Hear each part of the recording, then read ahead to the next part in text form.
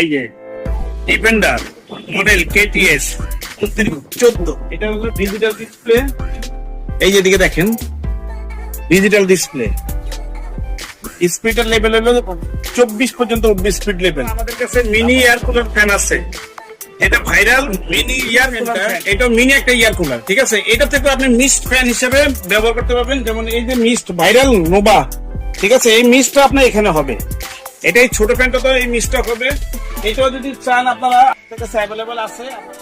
আসসালামু আলাইকুম, আমি সাকির এন্টারপ্রাইজ থেকে বলছি, আব্দুর রহমান।